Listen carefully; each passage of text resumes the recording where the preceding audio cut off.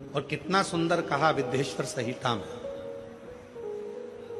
जब रुद्राक्षों का महत्व भगवान शंकर स्वयं मां जगतजननी जगदम्बा से करते हैं, पार्वती को करते हैं। और माता पार्वती जी को जब भगवान शंकर अपने रुद्राक्षों की महत्वता बताते हैं, तो मां जगतजननी जगदम्बा स्वयं हाथ फैलाकर भगवान शंकर के सामने कहती हैं कि मुझको भी ये रुद्राक्ष दीजिए,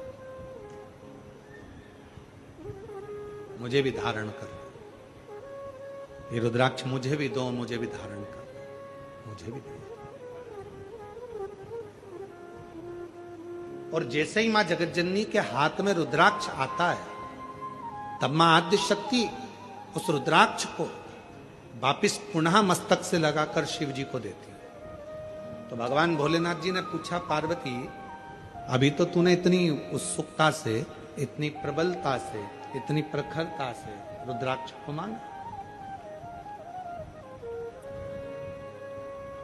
और अभी तूने रुद्राक्ष को मांगा और रुद्राक्ष पुनः मुझे वापस दे दिया। तो पार्वती जी कहती हैं, भगवान देवादिदेव महादेव से कहती हैं, बाबा मैं स्त्री हूं, मैं नारी हूं, और नारी के जीवन में कई बार अशुद्धता का भाव आ जाता है। अगर मैं इस रुद्राक्ष को धारण करूंगी, मैं इस रुद्राक्ष को अपने साथ में रखूंगी, तो क्या मेरा रुद्राक्ष अशुद्ध नहीं हो जाए? और यह प्रश्न केवल एक पार्वती जी ने स्वयं के लिए नहीं करा है। ये जितनी मेरी जीजियां बैठी हैं, जितने मेरे जीजा बैठे हैं, जितनी मेरी बेटियां बैठी हैं, जितने मेरे बेटा बैठे हैं, जरा सावधानी से सुनिएगा इस प्रसंग को।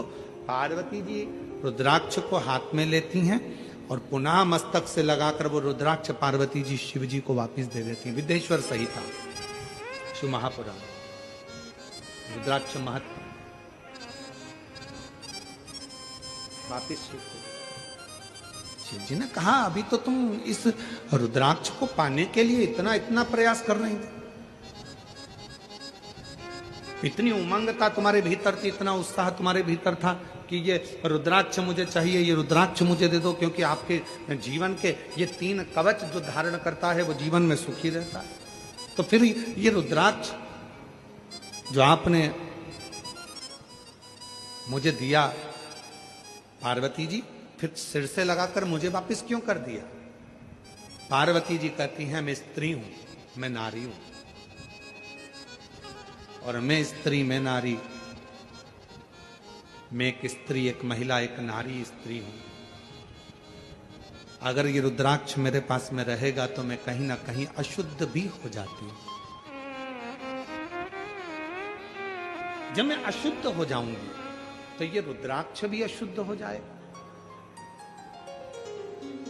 ये रुद्राक्ष भी अशुद्ध हो जाएगा। भगवान भोलेनाथ मुस्कुराए, हंसे, और हंसकर मेरे शंकर भगवान ने बड़ी सुंदर एक बात कही, पार्वती मेरे द्वारा दिए हुए ये 3 कवच ऐसे हैं जो जिंदगी में कभी अशुद्ध नहीं होते हैं, ये हमेशा शुद्ध ही रहे। ये मेरे द्वारा 3 कवच ऐसे हैं जो कभी अशुद्ध नहीं होते, ये हमेशा शुद्ध ही रहते।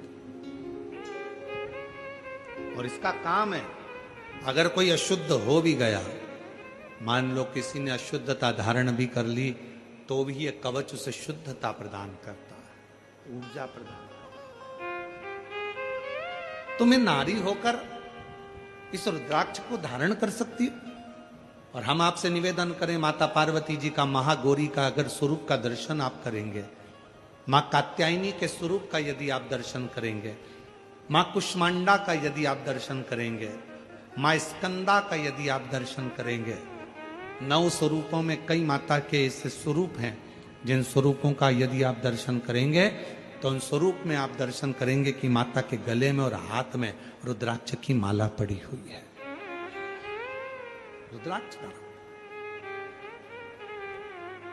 क्या मैं नारी होकर इस रुद्राक्ष को धारण कर सकती हूं? हां, यह शुद्धता प्रदान करता है, शुद्धता का भाव।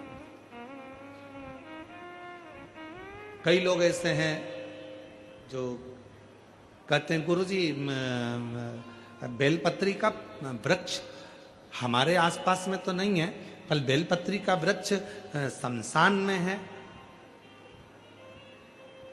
शमशान में 4 बेलपत्री के वृक्ष लगे हैं, हम वो बेलपत्री को तोड़कर लाकर क्या शिव जी को समर्पित कर सकते हैं? अरे भाई, शिव महापुराण की कथा कहती है, रुद्राक्ष, शिव पे चढ़ी हुई भस्म और बेलपत्र, शंकर का चढ़ा जल, गंगा जल, ये कभी अपवित्र नहीं होते, ये पवित्र की पवित्र हैं और कवच का काम है, कवच का काम। ये अपना कर्म का। इनमें पवित्रता का भाव, इनमें अपवित्रता का भाव नहीं है। अब कई माताएं कहती हैं, क्यों गुरुजी हम जब रजोधर्म से हो जाते हैं, रजस्वला हो जाते हैं, तो क्या हम भगवान का कोई नाम जाप, कोई नाम स्मरण, कोई भजन, कोई कीर्तन, कोई नाम जाप नहीं कर सकते? क्यों नहीं कर सकते?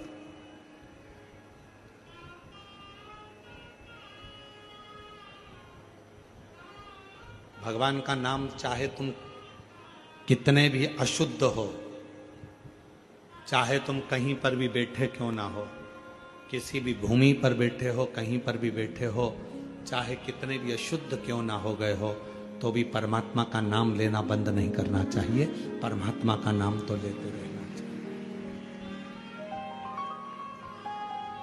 परमात्मा के नाम से पीछे नहीं हटना, हमें भगवान का नाम का गुणगान करना है। और कहीं किसी रूप में कोई तुमसे कह दे कि तुम गंगा जी के घाट पर जाकर बैठो, भगवान का नाम लेना तो वहां ज्यादा बल मिलेगा। कोई तुमसे कहे हिमालय पर जाकर बैठ जाओ, वहां भगवान का नाम लेना तो ज्यादा बल मिलेगा। कोई कहे तुमसे कि तुम तीर्थ में जाकर बैठ जाओ, वहां भगवान का नाम लेना तो ज्यादा बल मिलेगा। शिव महापुराण की कथा कहती है, भगवान शंकर अपनी अर्धांगिनी के साथ, भगवान शंकर अपने बच्चों के साथ, भगवान शंकर अपने पोतों के साथ, भगवान शंकर अपने पड़पोतों के साथ, भगवान शंकर अपनी बेटी के साथ, भगवान शंकर अपने पूरे परिवार के साथ अपने घर में रहते हैं और वहां बैठकर राम नाम का सुमिरन करते हैं और उसका फल प्राप्त करते हैं।